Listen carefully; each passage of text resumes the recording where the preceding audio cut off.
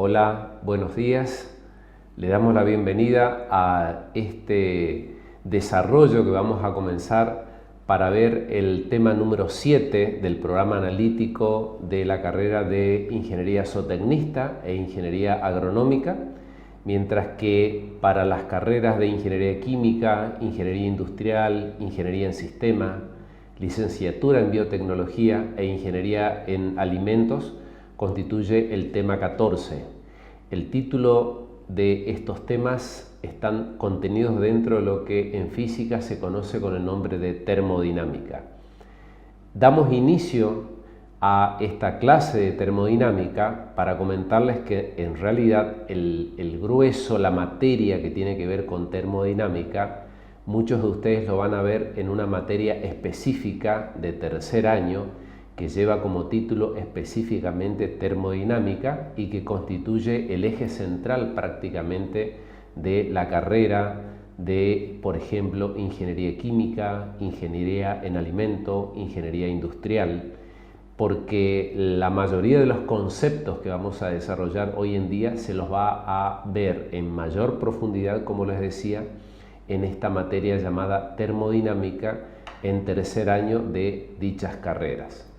Bueno, para comenzar vamos a ver y vamos a desarrollar qué entendemos por sistemas termodinámicos.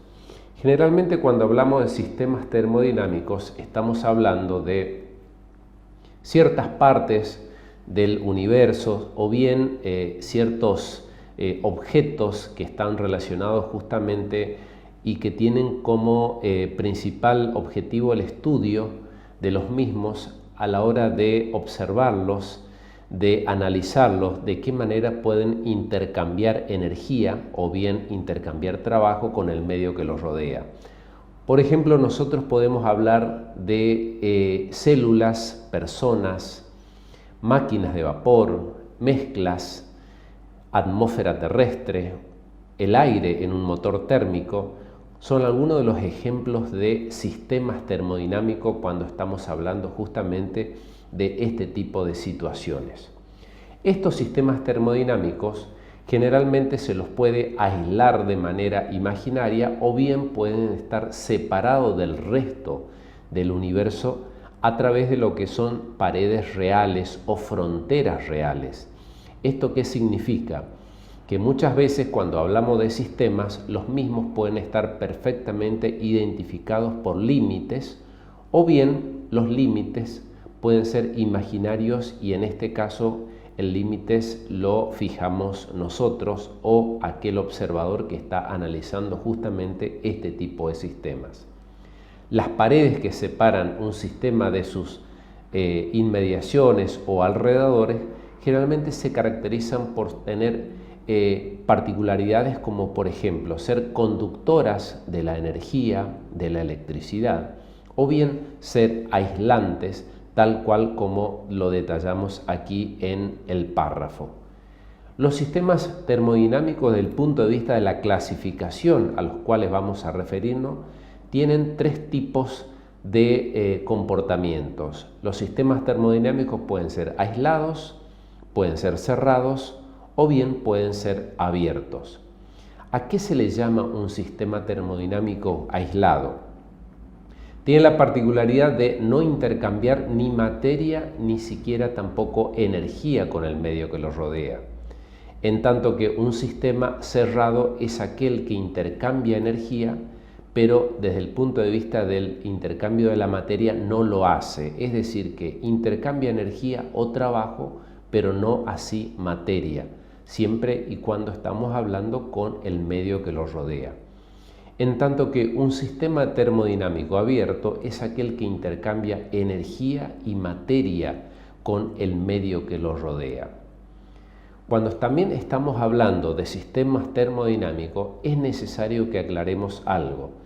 Existen dentro de lo que es los sistemas termodinámicos determinados procesos por los cuales, por ejemplo, un sistema puede cambiar de estado de agregación. Por ejemplo, como ven ustedes acá, un sólido, que bien puede tratarse de una porción de hielo, recibe una cierta cantidad de calor y en este caso vamos a poner como convención que el calor que ingresa a este sistema, y lo identifica a través de esta flecha, va a ser positivo. Esta energía calórica lo que hace es modificar el estado de agregación para llevarlo a un sistema líquido. A esto se lo denomina proceso termodinámico. Un proceso termodinámico también puede darse en el caso de que un cierto volumen de un gas que se haya contenido en un recipiente cerrado, por supuesto, se le quita calor, como ven ustedes acá, y en ese caso, por convención, vamos a decir de que cuando se le retira calor a un sistema, ese calor va a ser negativo. Finalmente, podemos llegar a decir de que al retirársele calor a este sistema termodinámico, su estado de agregación cambia, es decir, se condensa, pasa al estado líquido. Este nuevamente es un caso de un proceso termodinámico. Ahora bien, dentro de los estados de agregación de la materia y en particular a los sistemas termodinámicos, vamos a considerar lo que es un gas ideal.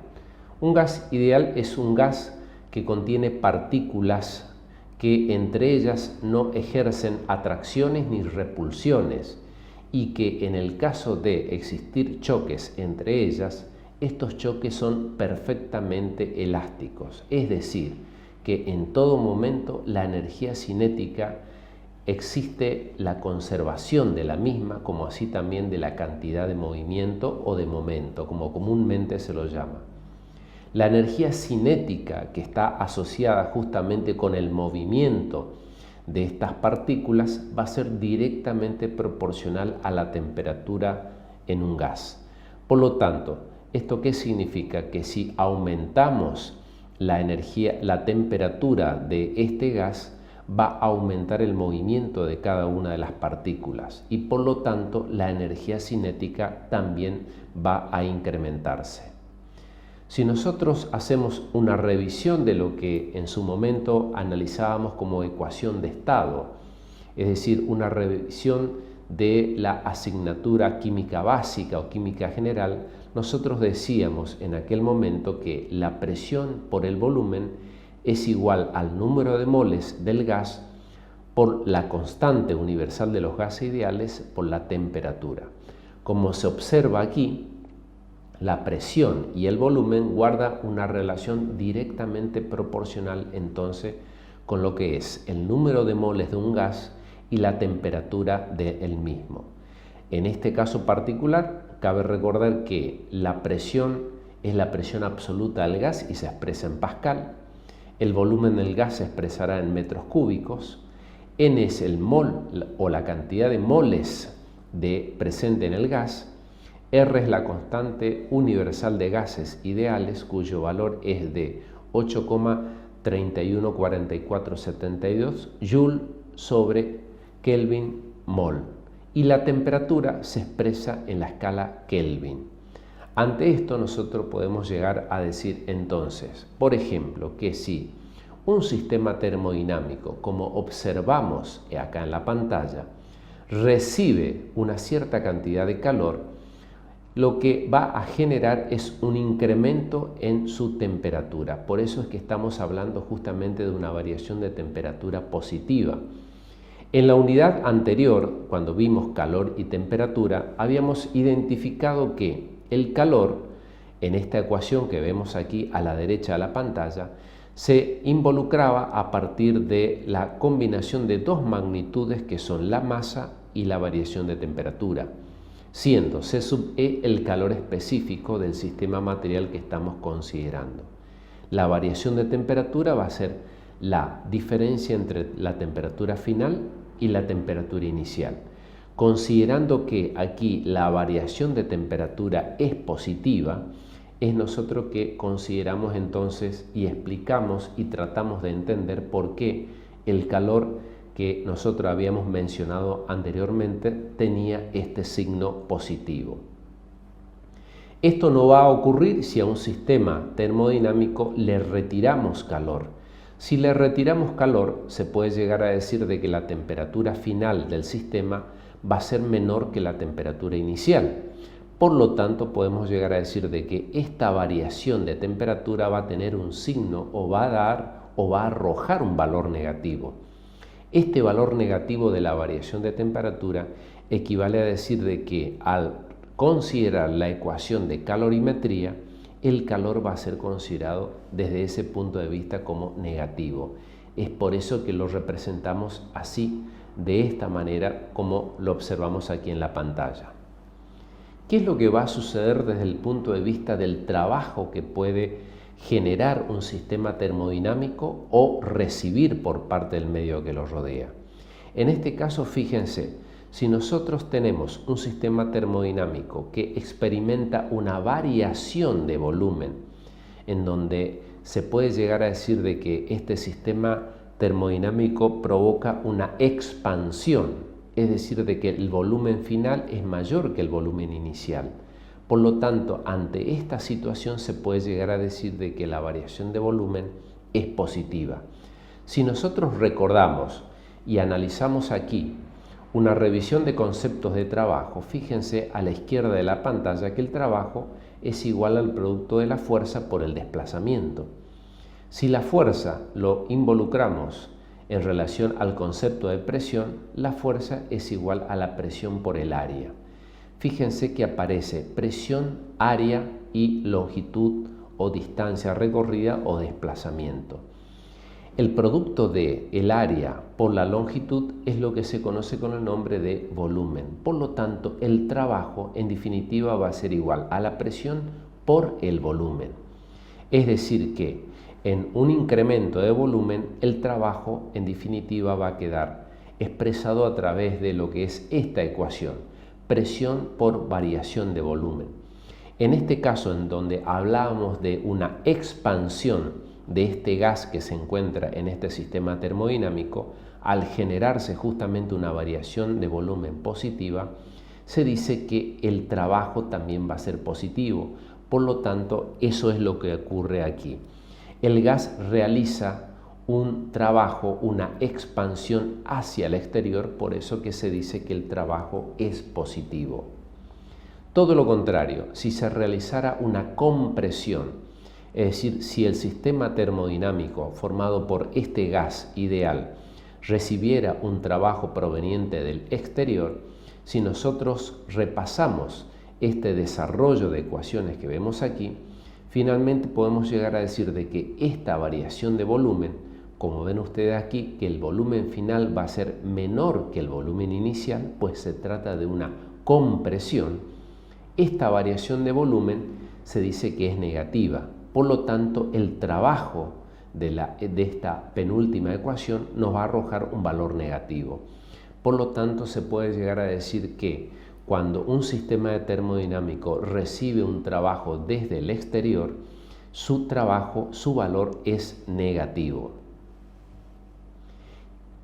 A modo de ejemplo, ¿qué podemos llegar a decir? Justamente cuando hablamos de compresión o expansión, simplemente lo podemos representar a través de lo que es la evolución de un gas dentro de este cilindro, en donde en un extremo se halla justamente un componente del mismo llamado pistón. Como ven ustedes acá, el movimiento que hace el pistón es tratar de modificar el volumen comprimiendo, es decir, achicando el volumen del mismo. Es por eso que la variación del volumen es negativo. En este caso particular, el trabajo será negativo. En la figura inferior, sin embargo, vemos que el movimiento del pistón actúa de tal manera de alejar, es decir, de aumentar el volumen del gas que se encontraba en el interior de este cilindro. Esta variación de volumen positiva va a generar justamente un trabajo positivo por parte de lo que es este sistema termodinámico. De esta manera y con estos conocimientos que estuvimos desarrollando, vamos a enunciar lo que en termodinámica se denomina primera ley. La primera ley de la termodinámica. Si un sistema termodinámico recibe una cierta cantidad de calor, al modificar su temperatura estamos hablando de una variación de la energía interna de este sistema material, de este sistema termodinámico y por lo tanto está en condiciones de realizar un trabajo hacia el exterior. Estas tres magnitudes, energía calórica, variación de energía interna y trabajo, se vinculan a través de lo que es esta ecuación que se conoce con el nombre de la primera ley. El calor va a ser igual a la variación de energía interna más el trabajo realizado hacia el exterior por este sistema termodinámico. Este comportamiento de esta ley da origen justamente a lo que se conoce con el nombre de procesos termodinámicos.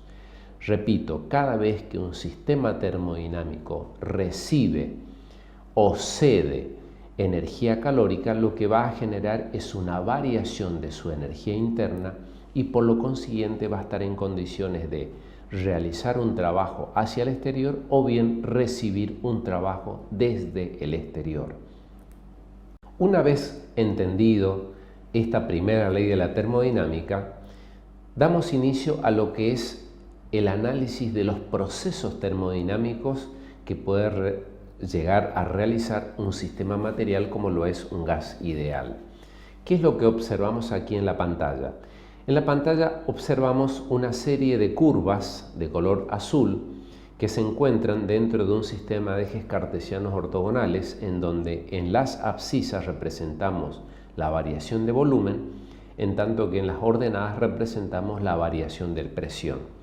Como ven ustedes aquí, cada una de estas curvas se caracterizan entonces por representar la variación de la presión en función del volumen, teniendo en cuenta justamente las temperaturas constantes. Es decir, cada una de estas curvas van a desarrollarse, van a variar presión, volumen, utilizando siempre cada una de ellas una sola temperatura, como ven ustedes aquí.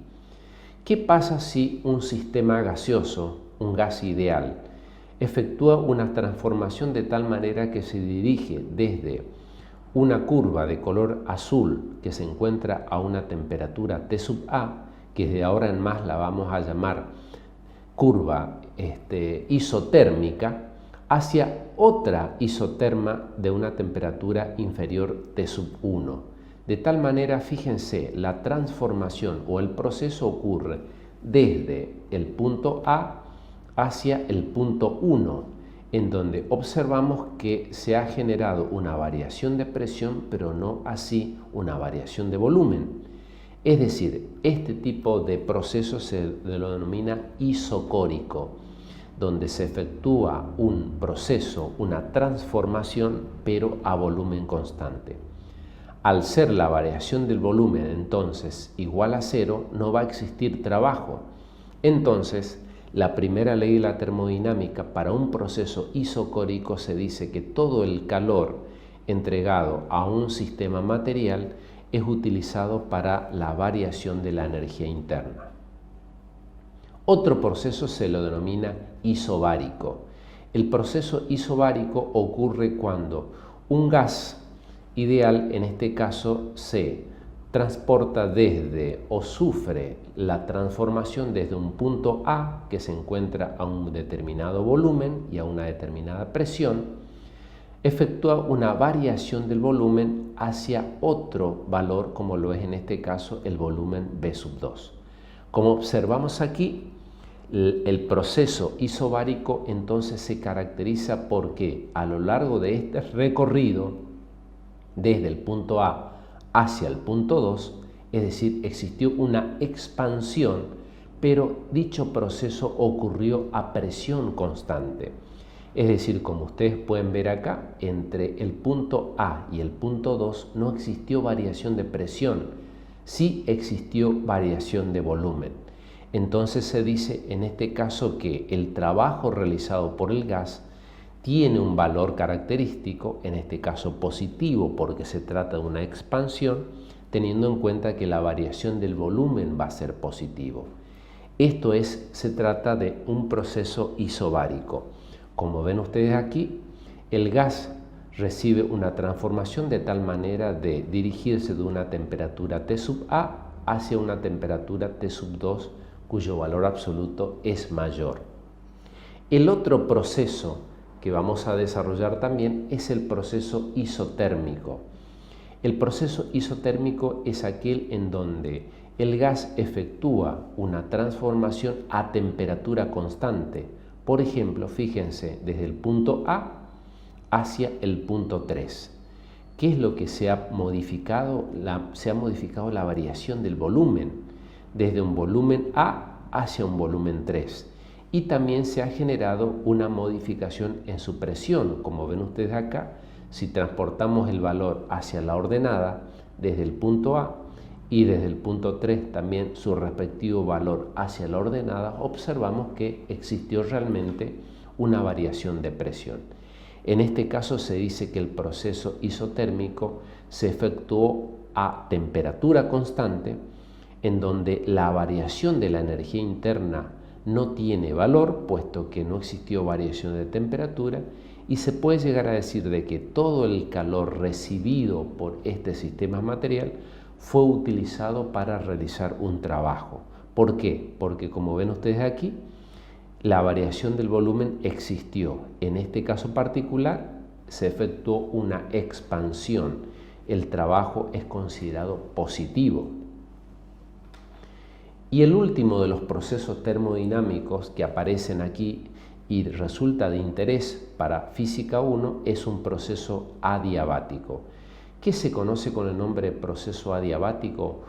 Se dice que un gas efectúa un recorrido desde una isoterma mayor T sub A hacia una isoterma menor ubicado en el punto 4 y que responde a una temperatura T sub 1.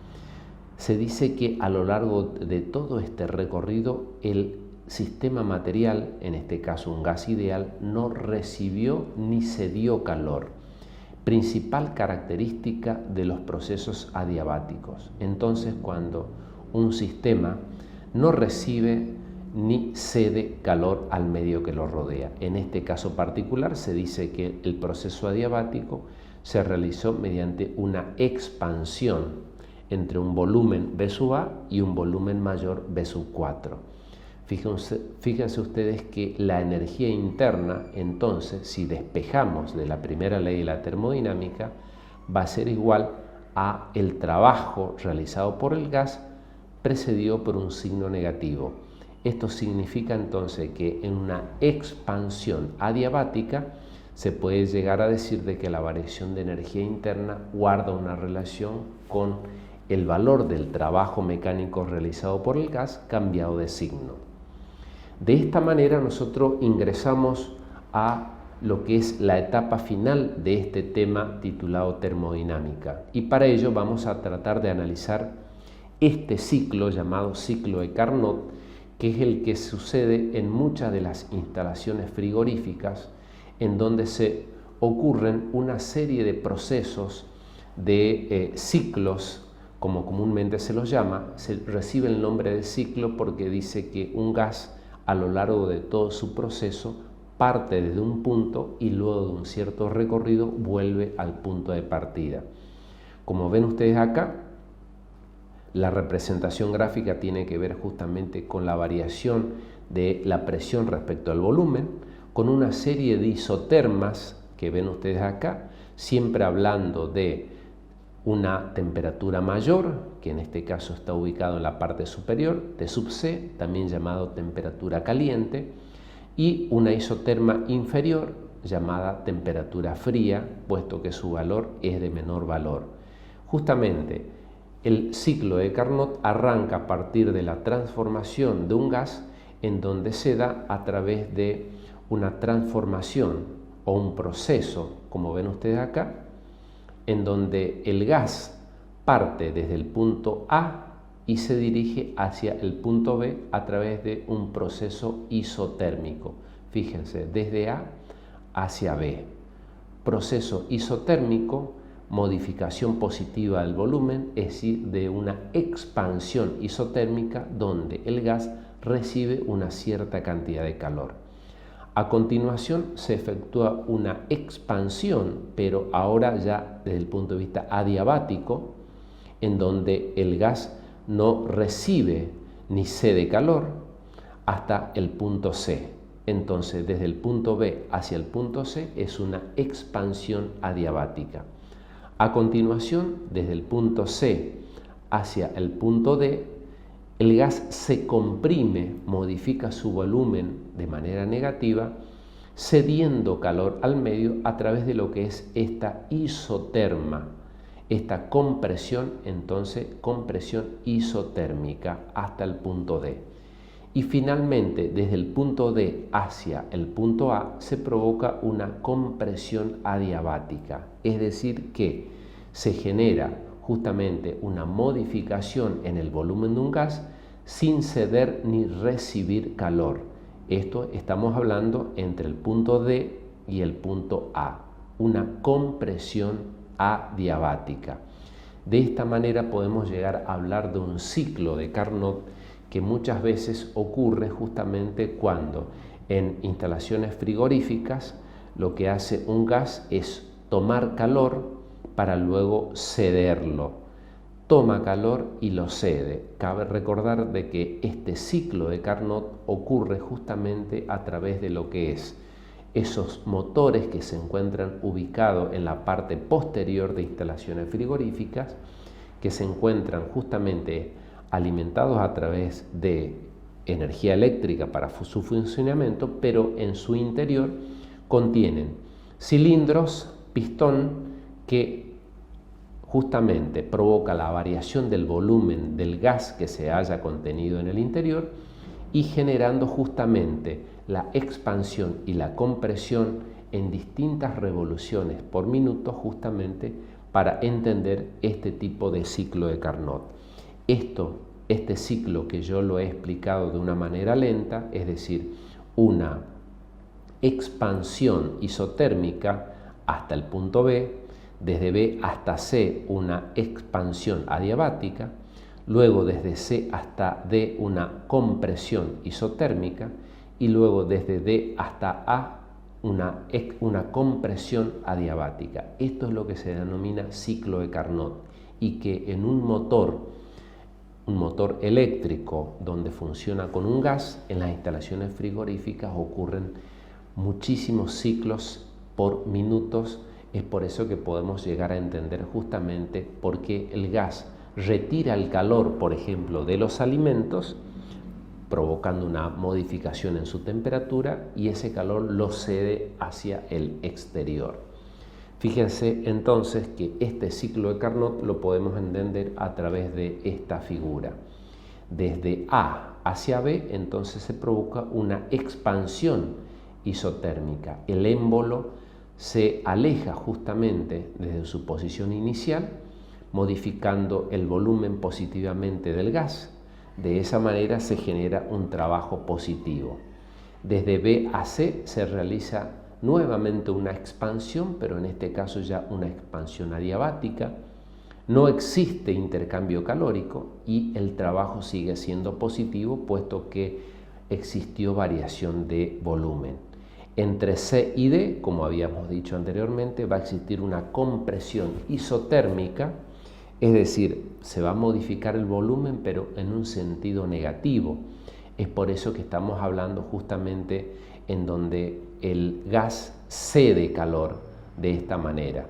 Y finalmente cierra el ciclo desde el punto D hacia el punto A través de una compresión adiabática. Sigue existiendo el trabajo, puesto que existió una variación de volumen, pero en este caso particular no existió intercambio calórico con el medio que lo rodea. Es por eso que se trata de una compresión adiabática. De esta manera damos por concluido este tema titulado termodinámica.